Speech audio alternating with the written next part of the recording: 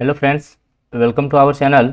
दोस्तों, daily basis पे अपना जो शॉर्ट वीडियो रहता है जिसके अंतर्गत अपन आपके जो आरबीएससी और एनसीईआरटी इसकी जो आपकी क्लास 6 से लेकर 12th की जो बुक है उनके अपन जो अच्छे अच्छे क्वेश्चंस हैं उनका अपन डिस्कस करते हैं इस वाले शॉर्ट वीडियो में। तो देखिएगा, आज का जो अपना पहला क्वेश्चन है वो आपको बताना है कि जागृति किस क्षेत्र की बोली है। आपको बताना है कि राजस्थान के अंतर्गत जो आपकी जागृति है वो कौन से क्षेत्र की बोली मानी जाती है। ऑप्शन है आपके चित्तौड़गढ़, करौली, सिरोही या डूंगरपुर। तो जागृति जो है वो आपके करौली जो क्षेत्र है उसकी बोली मानी जाती है। तो ऑप्शन जो आपका बे है वो इस क्वेश्चन का करेक्ट आंसर रहेगा।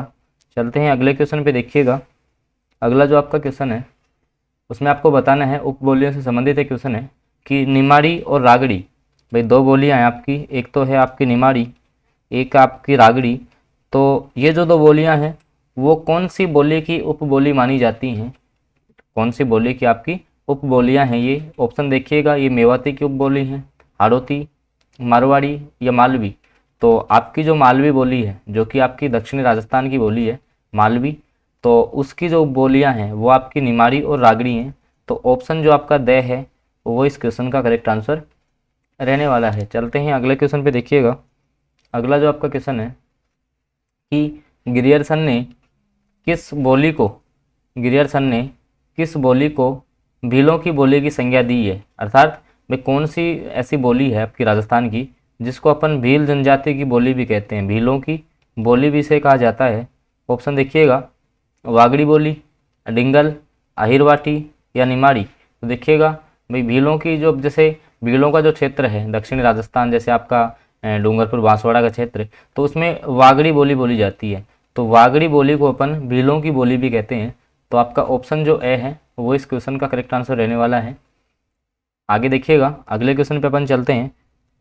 अगला जो आपका क्वेश्चन है कि निम्नलिखित में से कौन सा युग्म आपका गलत है। आपको बताना है कि कौन सा युग्म है वो आपका गलत है। देखिएगा, हाड़ौती, कोटा। भाई हाड़ौती जो बोली है वो कोटा में बोली जाएगी। इसके अलावा बागड़ी जो है आपकी बांसवाड़ा, मैंने आपको बताया। भाई जो आपकी देखो वागड़ी या बागड़ी इसको अपन बोलें तो ये आपकी दक्षिणी राजस्थान की बोली है, डूंगरपुर बांसवाड़ा की है। इसके अलावा ढूंढाड़ी है वो आपकी जयपुर की हो जाएगी। मेवाती आपकी उदयपुर की नहीं होकर मेवाती जो बोली है वो आपकी होगी अलवर की। इसके अलावा जो उदयपुर है उसकी आपकी हो जाएगी मेवाड़ी। तो आपका ये इनकरेक्ट हो जाएगा और आपको बताना है गलत युग्म। तो आपका जो ऑप्शन दे है वो आपका इनकरेक्ट हो जाएगा। चलते हैं अगले क्वेश्चन पे। देखो, अगला जो क्वेश्चन है कि राजस्थानी भाषा, साहित्य और संस्कृति अकादमी कहाँ पर स्थित है। ध्यान रखना, काफ़ी अच्छा क्वेश्चन है कि राजस्थानी भाषा, साहित्य और संस्कृति जो अकादमी है वो आपकी राजस्थान में कहाँ पर स्थित है। जोधपुर में, बीकानेर में, जयपुर में या उदयपुर में। तो देखिएगा, आपकी जो राजस्थानी भाषा, साहित्य और संस्कृति जो अकादमी है ये आपकी है बीकानेर के अंतर्गत। अगर क्वेश्चन आपसे पूछा जाता कि पश्चिमी क्षेत्र सांस्कृतिक जो आपकी अकादमी है वो आपकी कहाँ पर है, तो फिर वो आपकी उदयपुर हो जाती है। ध्यान रखना, इसी से कंफ्यूज से आप क्वेश्चन गलत कर सकते हो, क्योंकि अगर सीधा पूछे कि राजस्थानी भाषा, साहित्य और संस्कृति अकादमी कहाँ पर है तो आपको बीकानेर आंसर करना है। अगर पश्चिमी क्षेत्रीय ऐसा कुछ आपको शब्द देगा तो आपका उदयपुर राइट आंसर होगा।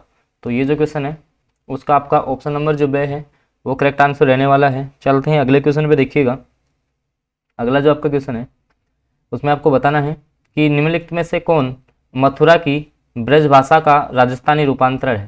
कहने का मतलब, अब जैसे आपका जो मथुरा है भाई यूपी में है, अब ये राजस्थान के पूर्वी क्षेत्र में आएगा।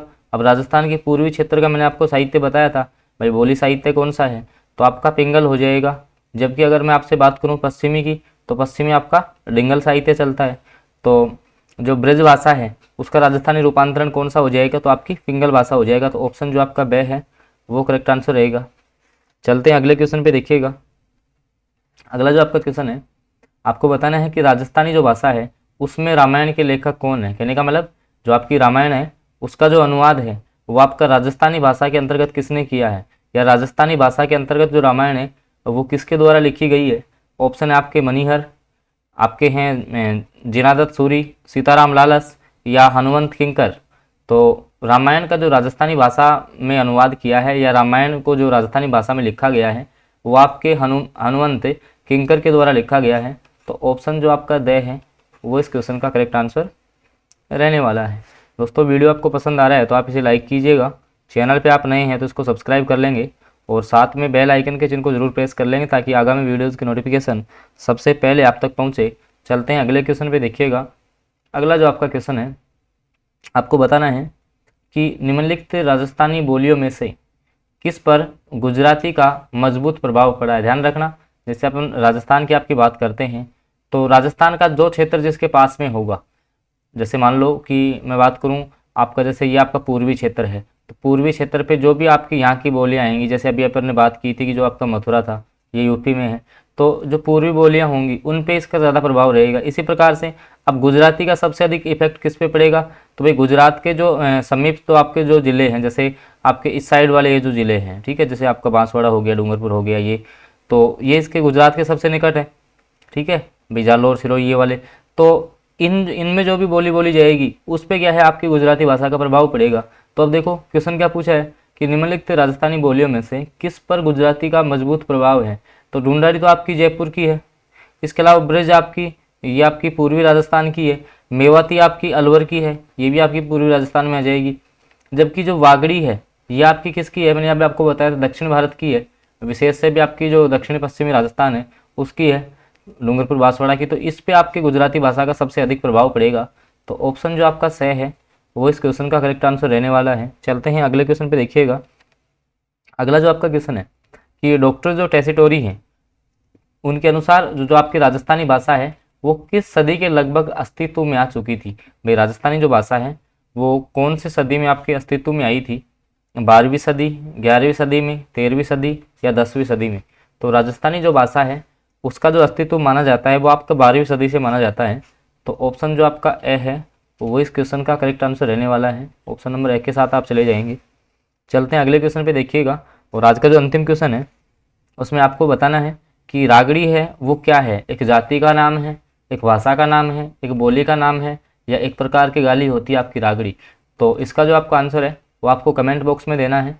और वीडियो आपको अच्छा लगा हो तो इसे लाइक कीजिएगा, चैनल पे आप फर्स्ट बार जुड़े हैं तो इसको सब्सक्राइब कर लेंगे और साथ में बेल बटन को जरूर प्रेस कर लेंगे ताकि आगामी जो वीडियोज़ की नोटिफिकेशन सबसे पहले आप तक पहुँचे।